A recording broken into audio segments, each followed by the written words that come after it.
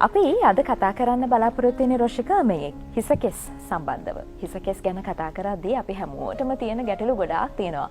හිසකෙස් වැටෙනවා, ඒ වගේම ඉස්සරි වගේ තත්ත්වයන් නැති වෙනවා. ඉතින් මේ වගේ ප්‍රශ්න වලට මොකක්ද අපි කරන්න ඕන?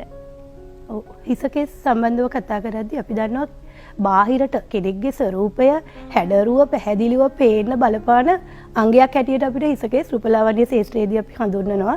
විශේෂයෙන් පෞරුෂයටත් හිසකෙස් වල පෙනුම ස්වභාවය වැදගත් වෙනවානේ. එතකොට හිසකෙස් ආශ්‍රිතව අර ඔබ කිව්වා වගේ වර්තමානයේ ගැටලුකාරී තත්ත්වයන් බොහෝමයි. ඉතින් අද සතුටින් කියන්න පුළුවන් රුසිලෝන් නිෂ්පාදන ආයතනයේ හෙයා රේන්ජ් එකේ තියෙන සියලුම නිෂ්පාදන ටික හිසකෙස් සම්බන්ධ සියලු ගැටලු වලට විසඳුම් අපි අද අරන් ඇවිල්ලා තියෙනවා. ඒ අතර මම එකින් එක කියන්නම්. රුකේෂා හර්බල් හෙයා ඔයිල් එක, රුසිලෝන් හෙයා ක්‍රීම් එක, හෙයා ග්‍රෝත් කැප්සූල් එක වගේම උකුණු මර්ධක ඖෂධය, උකුණු මර්ධක බෙහෙත් එකත් අපි අරන් ඇවිල්ලා තියෙනවා. මම මුලින්ම රුකේෂා ඔයිල් එක ගැන පැහැදිලි කිරීමක් කරන්න. රුකේෂා ඔයිල් එක ගත්තොත් මේක 100%ක්ම ස්වභාවිකයි කියලා අපි පැහැදිලිව කියන්නේ. මේ තුල කිසිම කෘත්‍රිම දෙයක් අන්තර්ගත කරලා නැහැ. කොමාරිකා, එතකොට උළුවල්, ඔලිව් ඔයිල්, පිරිසිදු පොල් තෙල් කියන සියල්ල අන්තර්ගත කරලා තමයි මේ නිෂ්පාදනය ඔබ අතට පත් වෙන. විශේෂයෙන් මේකෙදී කිසිම කෙමිකල් එකක් අන්තර්ගත නැහැ කියලා මම බය නැතුව කියන්නේ. ඔබට පැහැදිලිව පේනවා මේකේ වර්ණය. සාමාන්‍යයෙන් අපි දන්නවා හර්බල් ඔයිල් එකක් කිව්වහම මේ ග්‍රීන් කලර් එකක්, එහෙම නැත්නම් ගෝල්ඩ් කලර් එකක් තියෙන්න බලනවා.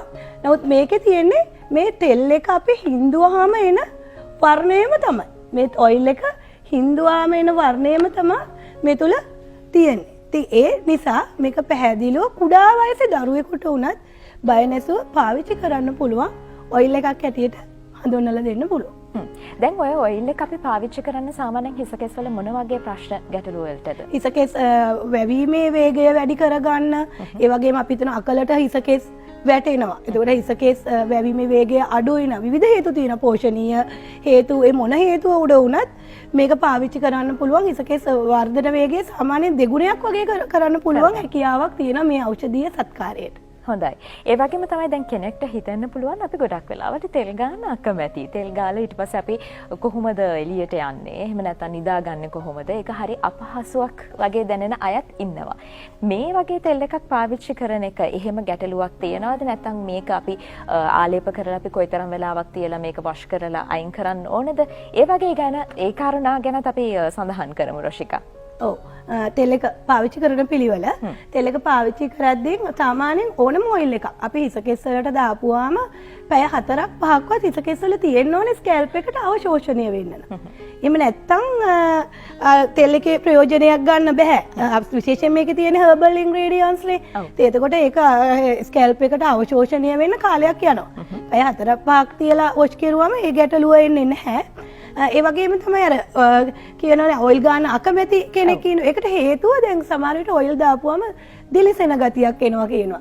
එහෙමත් නැත්නම් ඇලෙන සුළු ගතියක් එනවා. තැලිලා වගේ කියලා. ඒකට කැමති. හැබැයි අපේ ඔයිල් එකේ එහෙම ඔයිල් දාපු බවක් පේන්නේ නැහැ. හැබැයි ඔයිල් දාන්න අකමැතිම නම් අපි විසඳුමකුත් දීලා තියෙනවා.